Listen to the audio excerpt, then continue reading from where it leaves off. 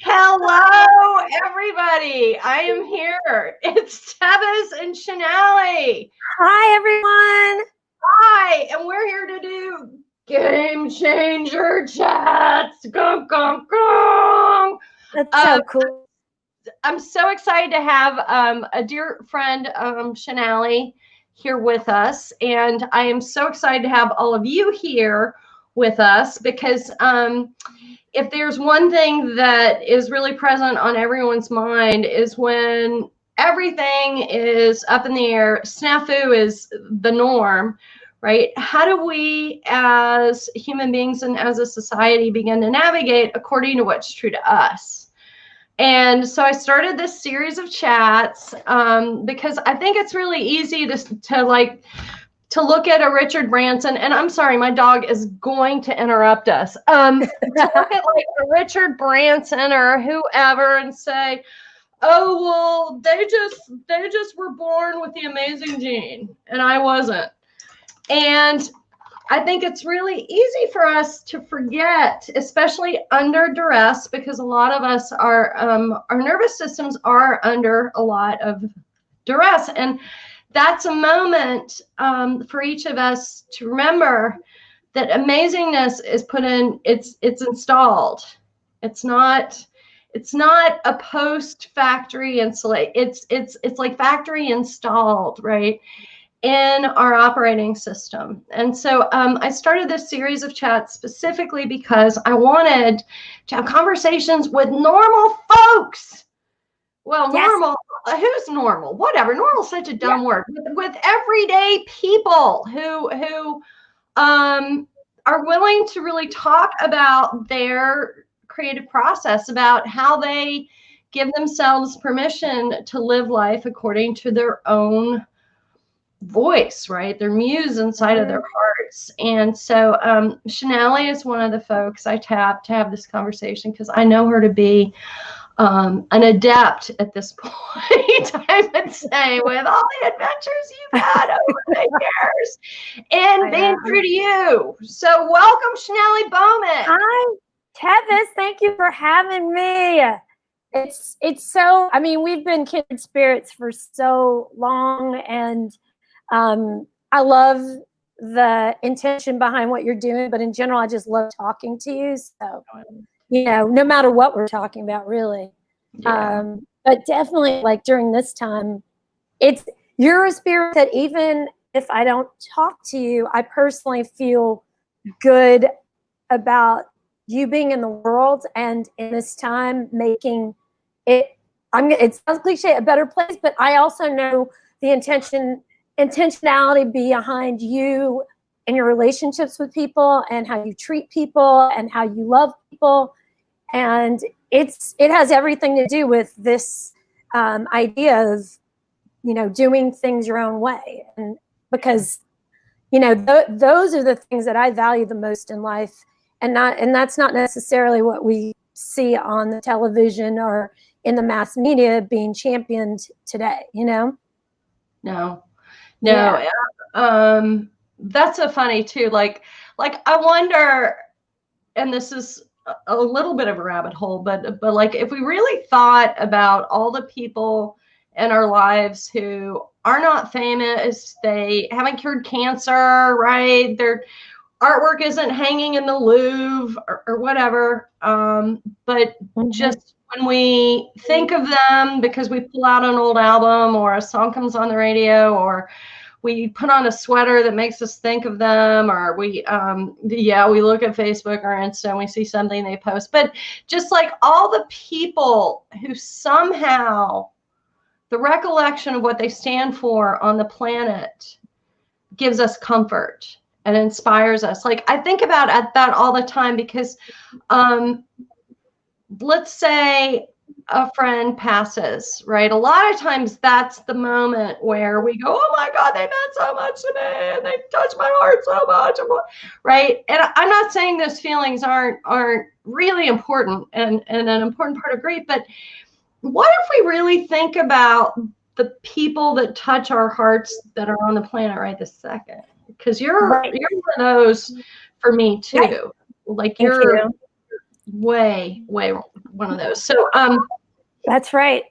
I think about that. That could be, I mean, that's literally something I think a lot about, is making sure that we don't miss out on moments now, you know, due to ourselves being so caught up in the future. You know, the moments now, showing appreciation and affection for people in your life that it's not necessarily that they're in your daily life, but you know that they're people you can count on, or you just appreciate as human beings. It's not that they even need to give you anything. It's just them being in the world makes you feel better, you know?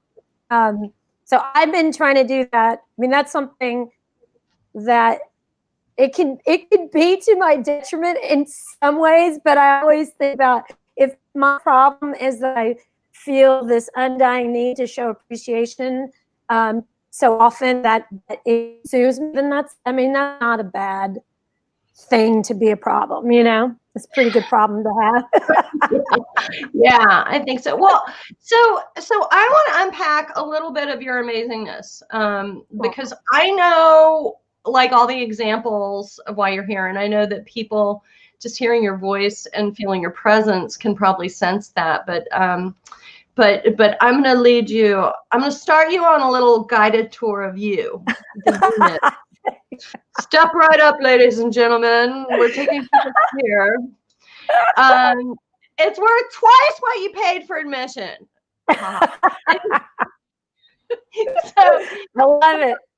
So my favorite question to start these conversations out with, even though we're already 8 minutes, is what was your favorite thing to do as a little kid?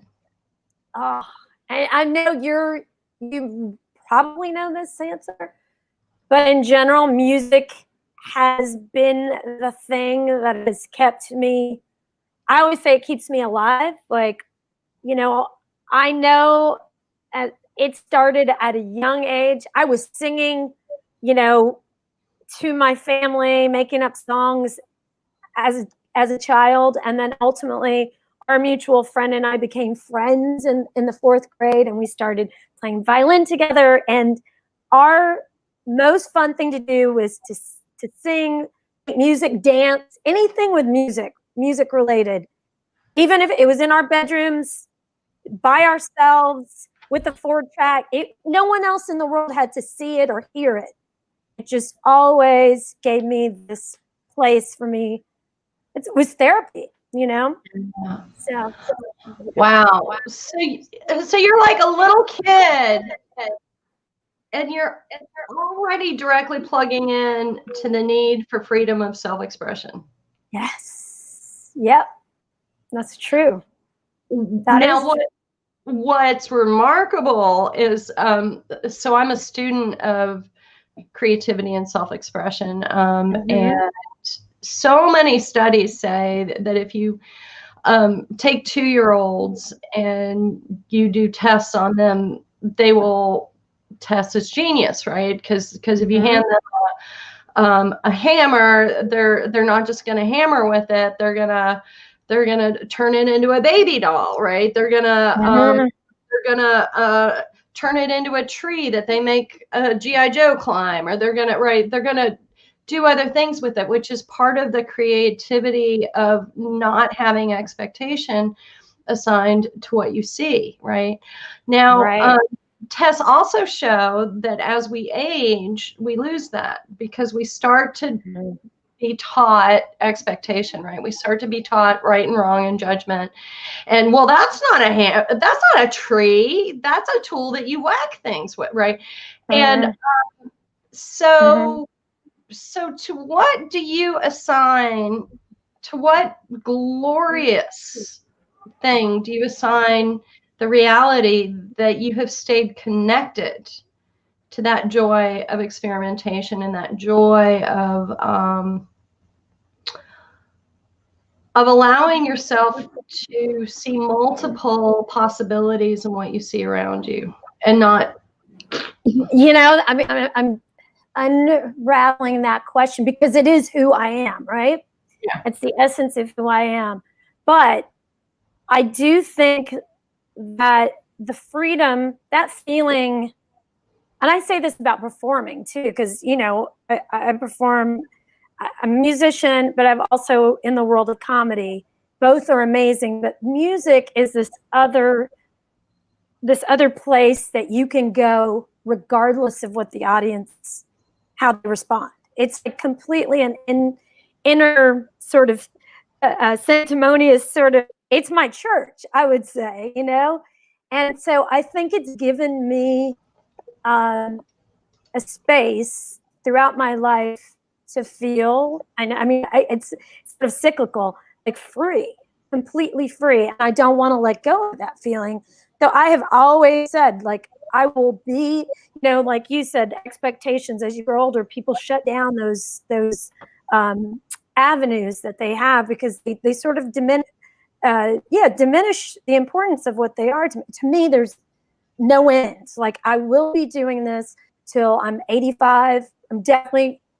I will be on stage if I have to. I think that sounds amazing, to be on stage at 85. I look forward to it. Like, there's no part of that that doesn't seem awesome, you know? Yeah. Whereas I think there are plenty of folks that go, why do you play music? And that, you know, it's just two different mindsets. Why? Because you're not famous, and because you're not sold a million albums. Yeah, like, you're not a 22-year-old with Ariana Grande, and so why would you bother? And you're not right, like all those things. But girl, let's think about that, right? So your path, right? Grow up, go to college, do great, go to Vanderbilt, get a law degree at Emory. Right now you grew up first generation. My parents are from India. Nashville, and and you end up in law school, which sounds at the start of your life like, oh, she's just going to be a good girl and go be a lawyer. Yeah, exactly. Exactly. I love how you put it. Good girl. Good girl. Check those boxes. Meet some nice lawyer guy or doctor, and sit down and make some babies, and right, get the 3-car garage, right, or whatever, because you need room for the camper or the minivan. So you didn't do that. Yeah. Let's hear about it.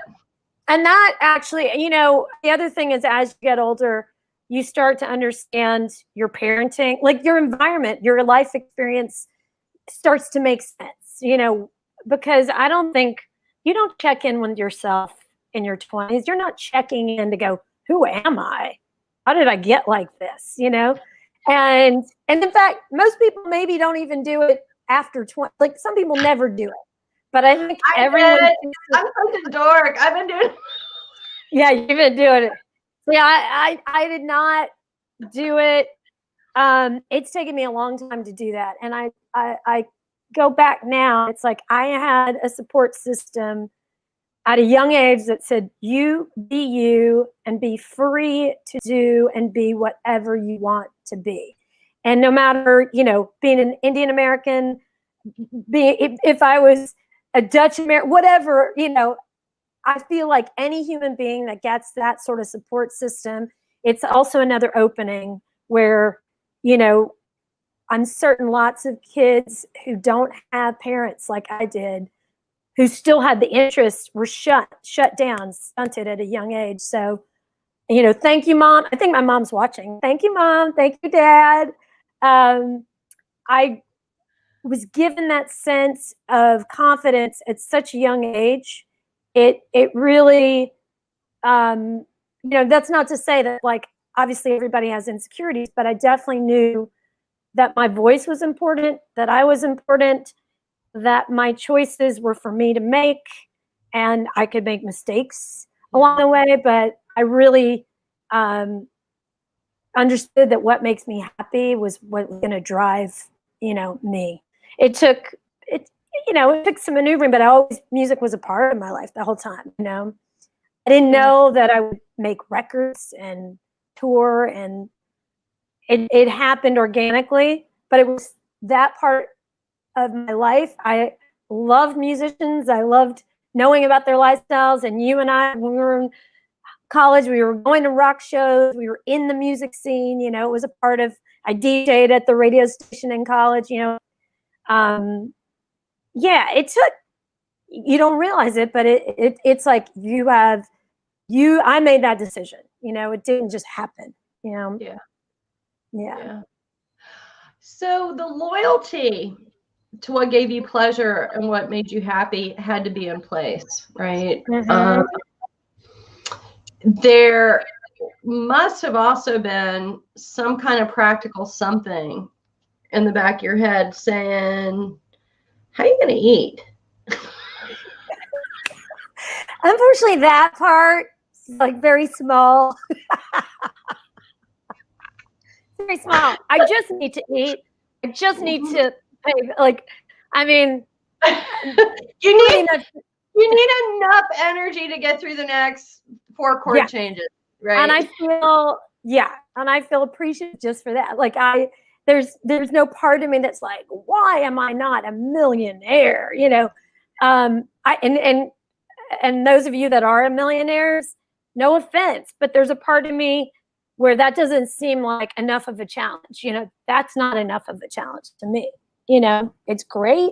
I'm sure it takes hard work. I have friends that are, you know, but in general, I definitely think that part of my brain was like, I need to be responsible for me, but I didn't work. You can't. As an artist, I knew I could do whatever it takes. I could at least work at a restaurant. I mean, at the least. And that doesn't. You went to law school. Like, was that because you really thought that you were going to practice, or was that because of that voice in the back of your head saying, you got to eat? You know, again, when I went to law school, I went with the notion of doing, like being a public defender, which is not, it's not money. That's news. I never knew that. Public service. And so in many ways, I feel like my music is that too. You know, it was something to do to help others. Obviously, music helps me probably the most, but it's also a connection.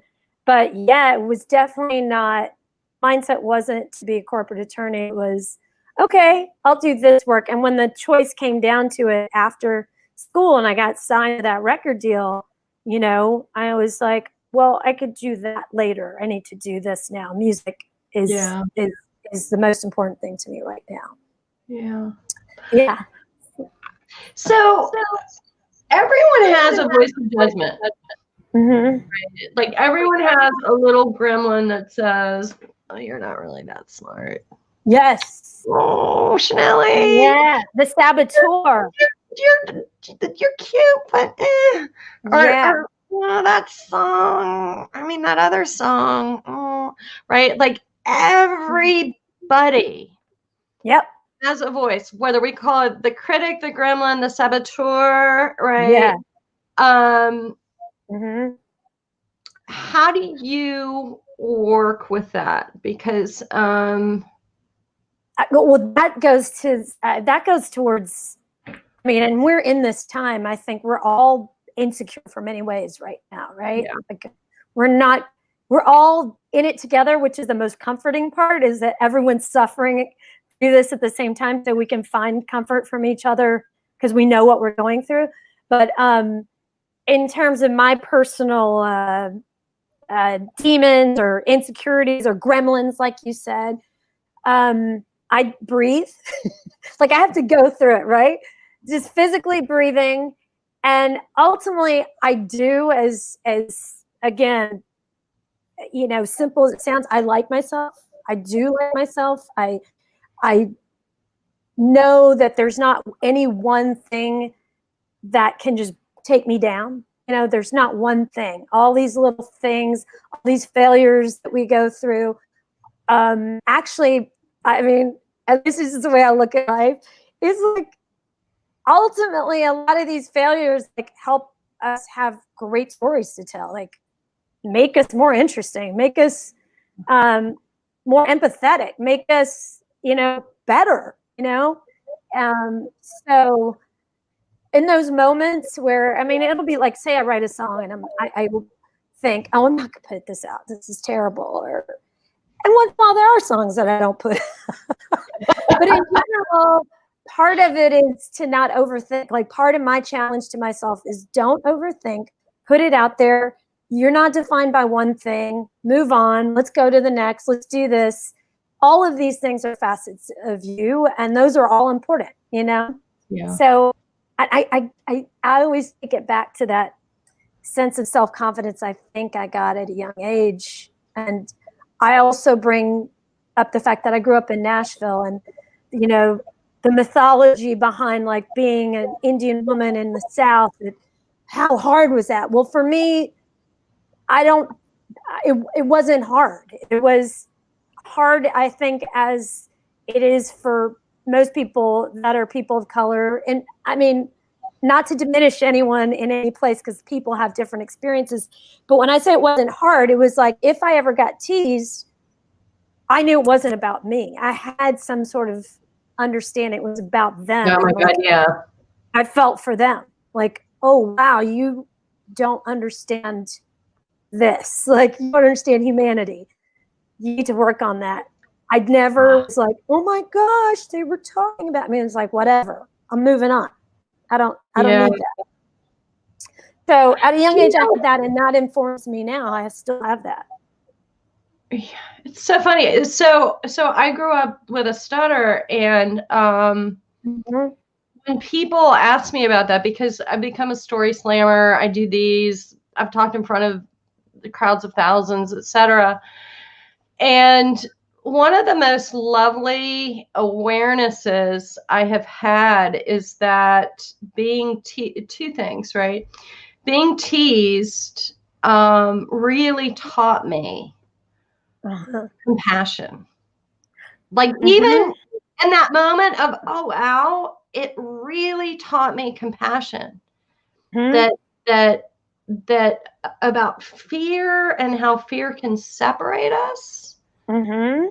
Or whatever we're looking at that we want to objectify or turn into something ugly, right, is really scaring us about something in ourselves. And when I saw that, kind of like you did, right?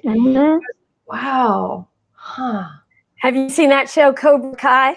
Have you seen that? No, I stopped watching TV in like May. Seriously. I mean, it's been on, and I just started watching, but this is like what we're talking about.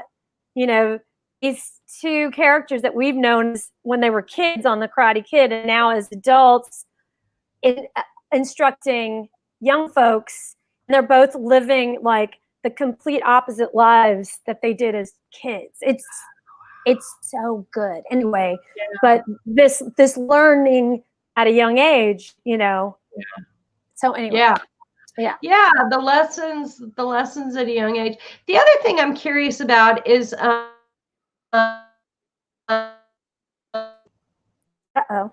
those experiences go through at any stage in life that I hope I'm back. Am I back? Yeah, I think I'm back.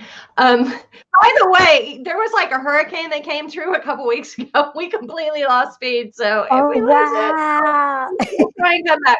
Yeah, I know it's Woodstock and we get hurricanes. But the other thing that we have to ask ourselves is anything that makes us shrink, right? Anything that makes us go small, anything that makes us be afraid is always an invitation to grow, right? It's always an invitation not to contract, but to expand. And so I'm kind of lucky, because I know when I'm contracting, right? Because I still have a mechanism of I can't speak, right? And so when I'm afraid or contracting, I can feel that. And like you were saying, I breathe through it. Because that's just me, right? What does contraction actually feel like to you? Oh, I feel, I'm going to say in the moment, I get, it is like your throat dries up physically. My throat dries up and I can't speak to keep up with my brain. Like I'm speaking and I'm thinking like, you need to just stop talking so that you can get it out. But I'm trying to catch up. And it's so funny when it happens because I say to myself, wow, this is happening to you right now. You need to just relax and calm down, you know? Yeah. And it's an animal, you know, the scientist Robert Sapolsky, he's very helpful with understanding what's happening to you physically in those moments. And so it helps for me to remember I'm just an animal. I got to breathe, you know, like you don't have to run away, confront. But it's like being in a bad dream when you get paralyzed, you know? Yeah. It's interesting for someone like you or me, I think, who actually speak in front of lots of people all the time, perform, do all these things that we go through that. Like everyone goes through that, just so that everyone knows. Everyone goes through it, and it's practice that gets you through it too. Like the more you that's so important because we see people doing stuff and we objectify them and we make them into superhumans or superheroes. And we're like, well, I could never do that because I get too scared. And it's like, do you think that person, whoever that person is, doesn't also have a nervous system that also gets triggered like hell? Yes. What? Like, I know. Like I'm thinking about the first time I ever picked up a guitar because I've loved music all my life, but watching you guys do it, I still had the saboteur saying, well, you could never do that because you didn't grow up doing it and they grew up doing it. Now they're doing it and they're blah, blah, blah, blah, blah, and they're doing their life around it. And you suck because you never did it. So finally at the age of like 48 or 49, I pick up a guitar. That's so awesome. I had them around, but I never paid attention to them. But I remember how my hands would shake, right? And we did a show in my freaking garage, socially distanced, you know, blah, blah, blah, on Monday night with my 73-year-old bandmate who just started 4 months ago. Oh my gosh, well, that's amazing. And I blew like 4 songs because I still got adrenal. And so I just want to, like, if there's one gift that anyone that sees this could get, it's not the old damn thing, bro, feel the fear and do it anyway. It's, get freaking scared. Yeah, it's true. Dive into it, like that quote that you gave me. Yes. Awkward, and what was that quote that you gave me? Uncomfortable, that it's a good place to be. Yeah. Right. Are you not scaring the patootie out of yourself a couple times a week? And you know what? You're right. I mean, you are right. Like you wake up and you give yourself a pep talk, and you know, I do things like pitch show ideas, and you know, you give all this power over to these other people that are just people, and you expect this geniusness to come out of your mouth and your head and your music, whatever it is. And the fact is, you know, we can't be all those things all the time, and it's okay. It's so fine. Yeah. We're all getting through this. I would say that it would be worse, and I know we're all different, but I think it's worse to miss out on the attempts. And for me, like imagining not trying or not attempting to get into these, you know, spaces, that hurts me more. Like that makes me feel bad. And so I'd rather go through, and especially like with, you know, there was a time I would do auditioning, you know, in terms of acting. It's like there's so much rejection in terms of showbiz, whatever it is. I mean, and when you start and you're like, you're used to it. A lot of us too, we're used to getting things that we wanted. Like, it's my turn. I get this, I get this, I get this. I did the right things. Entitlement, right? Right. And then when you get turned down just because, and you not necessarily can tell why, why? The answer is not good enough. Well, there's never a real answer that's ever going to satisfy that, right? It's true. But that in itself is empowering. You've done that. Like, so now when I deal, or I'm comforting friends that are new to it, and they're like, I can't believe I didn't do this, or I didn't get that. And I'm like, oh my God, you know, if you're going to do this, like, get used to that, because that's part of it. And you have to be looking towards something either that you can get, you know, or just the process. Like, what are you going to get from that? For me, it got, I'm going to create things on my own terms, and I want to make work for myself. And so I write and create on my own, because I always want to create work. I'm not going to wait for someone to make it for me to be in. I'm just going to keep making my stuff. So there's this lovely juxtaposition that's embedded in what you just shared about the joy of creating, the joy of self-expressing being its own reward, right? Mm-hmm. And then this idea of somehow being validated, right? Somehow hearing from the world, oh, great, Netflix wants it, right? Or, oh, great, you know, blah, blah, blah. And that stands in music. Y'all got signed. She was in a band called Baby Fat ATL or GA or something. It was, then it became Ultra Baby Fat. Then became Ultra Baby Fat, and they still have songs that just play over and over and over in my head. Although I would love to embarrass you and quote one of the songs from like 8th grade or something. A minute contains 60 seconds. Wait a second.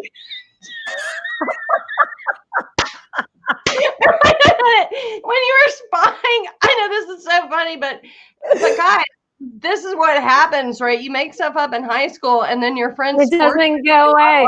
Broadcasts on YouTube. It's, you know what? That's beautiful. That's a beautiful thing. Okay, back to the question though. So there's a joy of creating, of pursuing, like silly example, right? Like George Bush stops being president, and now he's painting portraits. Right.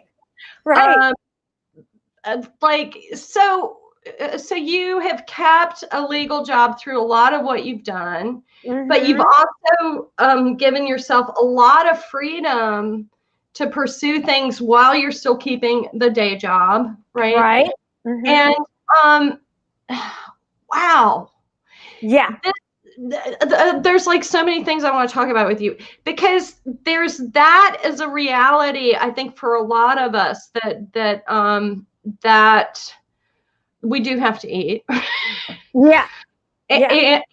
So there's that. And I've seen firsthand as your friend the Herculean extents and the schedule that you keep to make room for all this. So let's talk about that. Like I've seen that you will go into deep tunnels that all you're focused on is whoever you're collaborating with. And like I've seen you have to be really freaking disciplined, like a soldier. What is it like? Do people get hurt? Do they tell us about that? Because a lot of folks who watch this are going to have a day job, and they're going to have some kind of hobby they let go forever ago, and they're going to be like, well, I don't have time. What do you say to them? Like, how do you? So for me, I'm not comfortable not doing all these things. So in a way, like, I mean, I enjoy TV. I've enjoyed TV through this pandemic, but in general, it's hard for me not if I am not working on a project or focused on a creative outlet, I feel strange, you know. And I've worked hard on allowing free time. But the other part is, if you are an artist in New York, a lot of our free time is spent with other artists out in New York City. So it becomes like work and play can combine themselves, you know. Okay. I'm seeing music. So stay there for a second. So if people are wanting to bring the spirit alive in themselves, there are going to be people who are going to be like, oh, dude, just go have another beer and get some wings, right? Or whatever, right? Right. You have curated people into your life, and you've also curated people out of your life. But it's true. That somehow reinforce, they help feed you. This is true. I was talking about this to a friend yesterday that feels more isolated in California in that scenario, that community isn't there. And I realized, you know, that mine is there because it's built upon itself. It keeps, and I actually really enjoy reeling people into creative work and doing work. And at least I'm a support for, like, try this, go here, see that, you know. But I definitely have a whole wide web of friends in the arts that are easily able to come in and out to do things with me in terms of creatively, but also socially, you know. So it's always there. It's always, and this is just the life I've created for myself. I know I have friends that don't, you know, that don't have creative friends, that enjoy maybe seeing music or, you know, a movie, but they're definitely like, I go to work, I come home, and I don't want to do anything else. I want to turn on the TV, have beer, eat dinner, which all those things are great. That's a great thing. Yeah. In general, my daily life, I think about law school. I know you like did great in grad school and undergrad. We both studied. I almost, oh my God, I was a wreck in grad. I hated business school. People would look at me, and some of them are going to see this, and they're going to be like, there was a joke that no one wanted to look at me during classes because I'd sit there with my elbow on the thing, looking like I had just smelled poo-poo. That was literally a joke I heard at some point, that they're like, yeah, no one wants to look at you during class, Tevis, because you look cannot. Well, yeah, this isn't to say you enjoyed it, but you did well. You know, you did. Okay. Yeah. I've done okay since then. You did well, but I definitely was always someone very regimented in studying and getting this, like, following the rules of school, you know, keeping up. And I feel like that actually gave me another sense of how far you could go with the arts. Like, I have a lot of artistic friends that think like, wow, that's a lot of energy you're putting into so-and-so. And it's like, I go back to law school and think about how much energy we put into that. Yeah. Art is as, if not, is more important to me. Why would I not put the energy in, you know? Yeah. But it is infinite. The amount of time you can spend, it is infinite. I have to really actually check myself into chilling. And this pandemic, I feel like the blessing, that whatever good that can come from out of it, is that it has given me like some ways to curate space for my brain to just relax and not be so focused on my creative life. Like, cook, sit down. I've read so many books. I mean, good art comes from all these things too. So I'm never really off, because things inspire me so much, but it's really important. But I think time-wise, just a little bit of time in your life to do something that you feel passionate about or interested in there's such a reward to that. Just doing it is the hard part. Just get to it. It's just like working out, you know? Well, because that voice is going to tell you, why are you going to waste time at that? It's not like you're ever going to be a guitar player, right? Or an artist, or a this or a that. So one of the things that you brought up that I feel like is a real invitation is that right now we're surrounded by reasons to be afraid, right? We're really surrounded by global warming, obviously the pandemic, volatility of our food sources, election, let's just not just social unrest, social unrest, caring for elders or children, our job, like there's no place to hide, right? It's like, in the words of Jim Morrison, this is one of my favorite yogi-like quotes that I used to use when I taught yoga, was no one here gets out alive, right? And whether you think about Shavasana in a yoga class where you go into corpse pose, or you look at all these statues throughout Asia of the Buddha laying down dead, right? There's so much to challenge our sense of security in life. And you said something that really ricocheted. Oh, I love it that you have that kind of a ring. It's so cute. No. But there's something that you said that really kind of reverberated with the reality that we're having to deal with fears all the time that we haven't asked for. That aren't going to pay us off a dividend of pleasure or of oxytocin that says I did it, right? Like we're wrestling those fears all the time. Like, why wouldn't we take on a couple fears that actually are validating, right? Feel more whole. Am I still frozen? Am I frozen on your end? I can hear you. Maybe I could come back. Wait, let me stop and come back. Okay, sure. Let me stop and then no, you're still frozen. Oh, come here. Maybe. Sorry about that. That's okay. I'm gonna turn this off, but you can hear me. I can hear you. Yeah. Let me do this. One more try. One more try. What if I come back in? Think that'll work? I'm gonna do that. Let me see. Okay. Is that all right? Oh, totally. I'm kind of tempted to play guitar for you guys while she's gone. But I won't, because it's in the other room, and hopefully she'll come back real quick. Let's see what happens.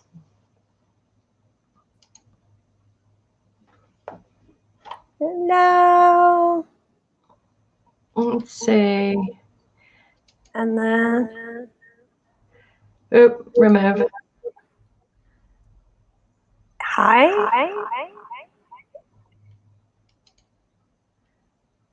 Hang on. Yeah, I don't think it's gonna work. Oh, I'm so sorry. Wait, can you hear me? Okay. Sarika's telling me to play a song on my guitar. Yeah, play it. Wait, Sarika, what if I grab my ukulele? Do you want to hear that song? Oh, that sounds like really fun. Let me see. It's kind of perfect because it's all about the echo chamber, and right now Shonali's echoing. So I'm gonna maybe this thing. Why is my camera? Okay, I'm gonna come back. Okay, so this is actually perfect example of just being like, oh, screw it, I'm just gonna do it. Okay, so I wrote this song when it was right after the awareness of George Floyd's murder, and I was thinking about how all of us create an echo chamber, and we create an echo chamber of people that validate whatever identity we are aspiring to. And so at times I've called it my little ukulele song. Other times I've called it Ode to Narcissism. But it's really about how all of us just want to be told that we're okay. So this is not a love song. It sounds kind of like a love song. And we're going to do this until we get Shonali back. And if I'm done by the end of it and she's still not back, well, then I'll just tell you all the other amazing stuff and whatever. Anyway, okay. Can you hear okay? I don't wanna fear you. The question is, are you safe with me? I wanna hear you, but really I'm listening to me.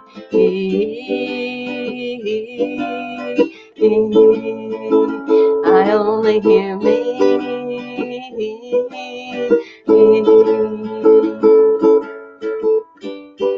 I wanna see you, but actually I want you to see me. I wanna hold you, but mostly I want your arms around me.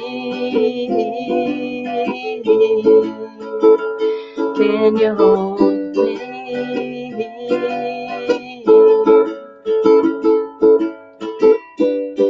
I know it ain't pretty, and that's what I wanna be. I think I can love you,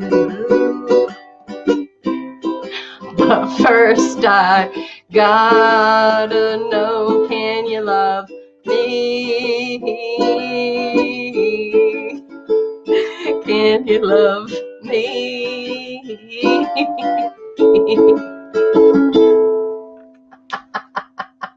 Shonali's back. Hang on one second.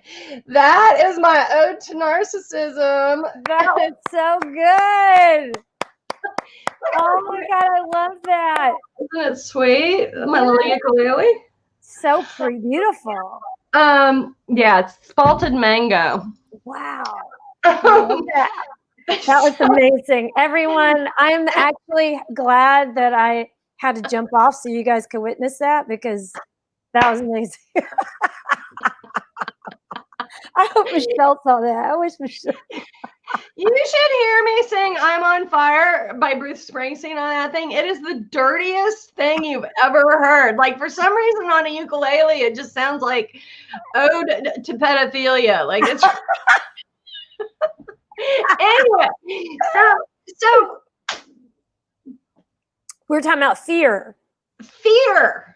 The fear that you don't ask for. Yeah. Like, where are you going to focus if you're focusing on the fear that you don't ask for? I know where a lot of people go to is they go to me. I don't know how many people I've had to comfort. Woo, a long list, and I'm happy to, but I do question. I'm like, why?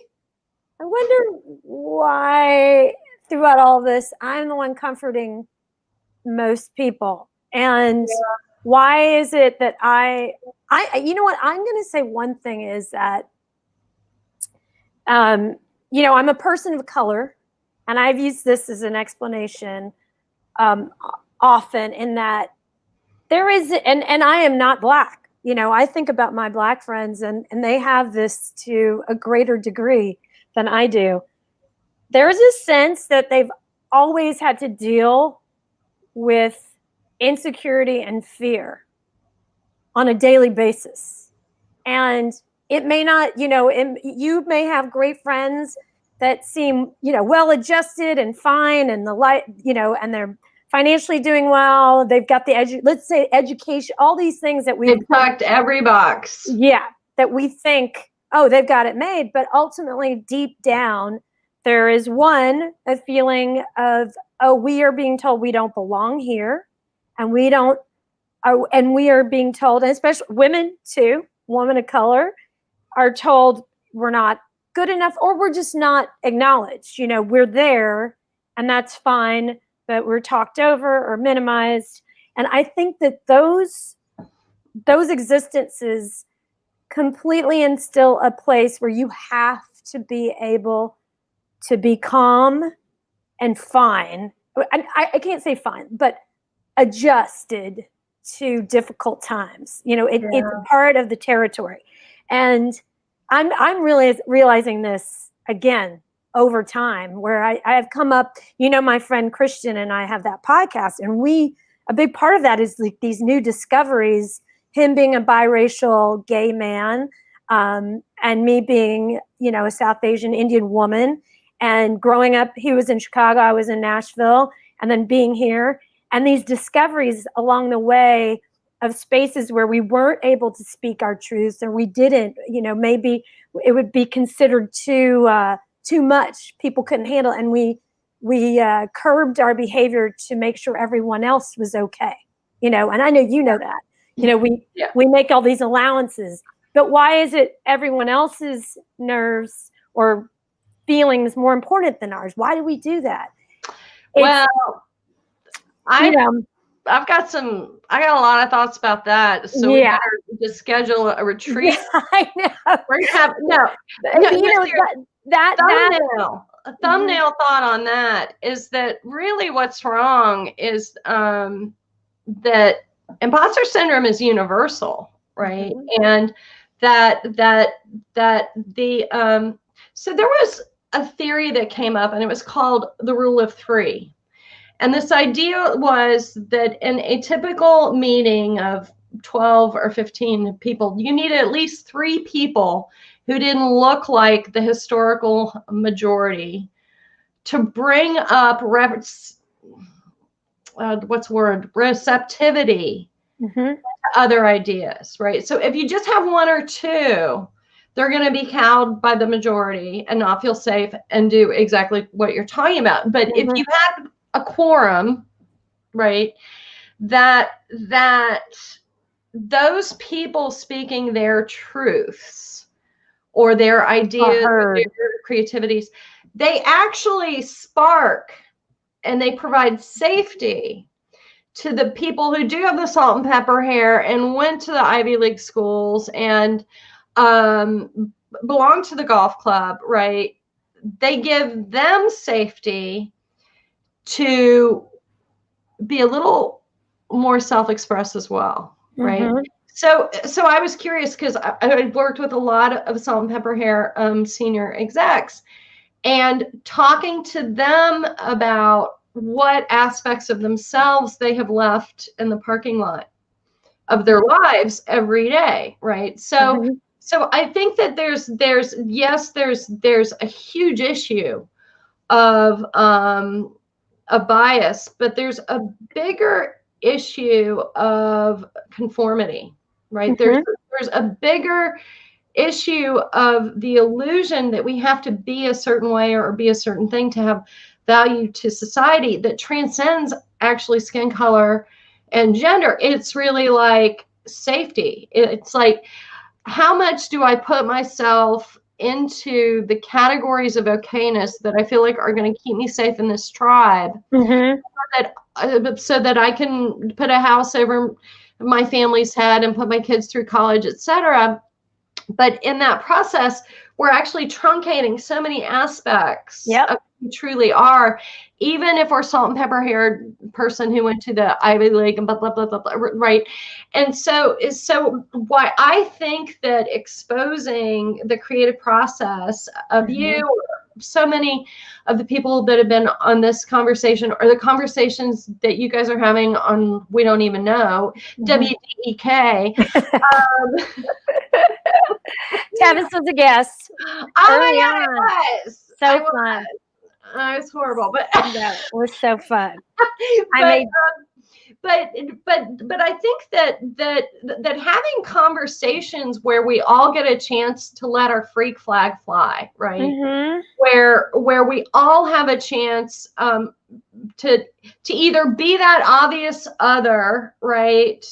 And show how we have summoned the courage over and over and over again to participate, to contribute, to create, etc. Or that we've been the salt and pepper haired person who did everything right. And well, there is, and I hear you, but within that experience, right, mm-hmm. that being overlooked, like, I don't think you do that. I don't do that. I mean, obviously we all have blind spots. I'm not saying it's absolute, but in general, I am looking out for the oddball. I am looking out for the person that looks different. I want to hear the person that's being quiet.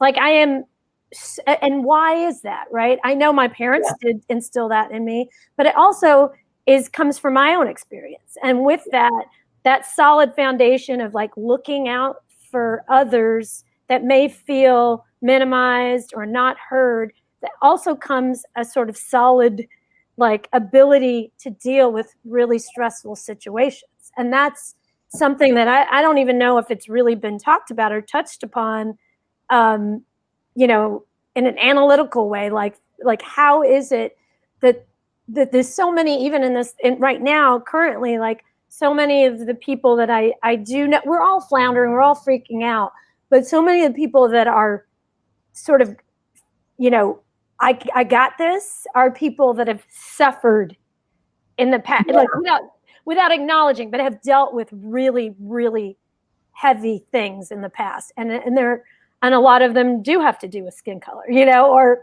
being a woman, you know, women, you know, ultimately, I was reading something recently, like The Invisible Work of Women. And it's like a woman in a household does 2.5 times more amount of work, you know, that's just not acknowledged. And that doesn't mean cleaning. That means just like keeping a house, everything together. So there is like this, you know, strength. My mom is one of the strongest people I know, you know, and my dad's great, but my mom is like, she's the rock.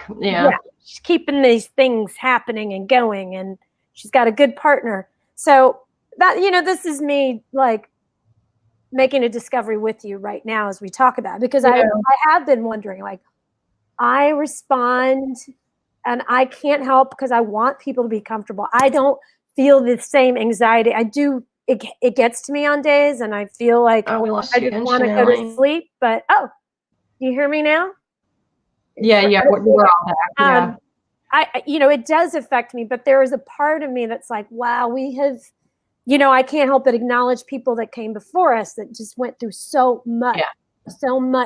And the human beings are resilient. Like, we can do this. We could take this on. We got to figure out how to do it, or else, you know, and if we don't, you know, keep it together, it's not going to happen. So if you were going to give these folks, and we may get some questions, I'm not sure. If you guys have questions, you better speak up, because we got some dinner. So if you have a question, post it now and we'll talk about it. But so Shonali, like, because not everyone has grown up as loyal to that voice inside of them of authenticity, right? Because now is a moment where more profound, more authentic contribution must be made, right? Now is that moment. Like, if you were going to give one piece of advice, just like an action, because you've shared a couple, but like when people log off and they go and they sit down and look at Netflix or whatever the heck they're going to do tonight, what would be like one little lozenge? Like I could give just a simple task that I think it's a challenge. And, you know, I got this from my dad, and I remember laughing. He would be like, write it down. Take one simple, small, I'm going to say it's a challenge, but it should be something that you love, like a passion, something, one small thing that you're interested in, and write it down. I mean, that's how simple it could be. Write it down, put it on a Post-it, put it on a wall. That to me is like the initiation of you like making a concrete, establishing this concept that you're going to put an investment in. Like if you write it down and you have it there, you've actually given it some importance. And I think from there, take 5 minutes. Take a small amount of time and build on it. But just one, and write down 10 things if you have. But I'm just saying, if you start with one, you'll feel empowered by it. Yeah. I really believe that it's so important. And I do, I said this to you earlier, like music is a therapy, all these things for me, a lot of times I've said this to our friend Michelle a lot, like we may have been like so stressed by having so much to do, but ultimately that gift of making art and creating our own work, whatever that outlet is for you, is the greatest gift we've had. When we have friends that are just bogged down with their work, talking about the bank and the people at the bank. And I'm sorry, those of you that work at banks, I'm sure you have a wonderful life, but I'm just saying there's so much more to the world outside and of that. To them. Yeah. And this is for them. So this is to say, so many of you know that the workplace isn't the end all be all for you, but yet it's easy to make it become that. And there's some false belief that it's going to all pay off, when the reality is like we have now. And if you're not taking advantage of your life right now in doing these small things, especially perhaps if your workload is lighter during a pandemic, try it, do it, be scared, get in front of people, Yes. Do an improv class online now. I highly recommend all that. So Shonali, I can't thank you enough. And I want to say, you don't know this. Yes. But so much of what you talked about is in here. That is so cool. So cool. Congratulations too. I saw that it was in the bookstore. It's so exciting. Cool. Yeah. And that's an interview that at some point I should have with you, because I want to know the beginning, how it was a mission that you had to do. It's been a journey. Yeah. So peeps, help me in thanking Shonali for taking time. Thank you guys. So exciting. The other thing to bear in mind, next week I'm having a shaman. Ooh. A shaman I've been studying with. She's my bandmate in her 70s, has studied with indigenous tribes all over the world. Really a fascinating human being, a badass. So if you want to be a part of that, that'll be on Thursday at 5, and it'll be a live stream. And I would love to share her with you guys, because this girl has not known a minute of inauthenticity, and there's a lot that all of us can learn from that. So thank you again to Shanunu. Thank you. Love you, Tevis. Here. See you guys. Bye, you guys. All right. Okay. Take care. Hang in there. Bye.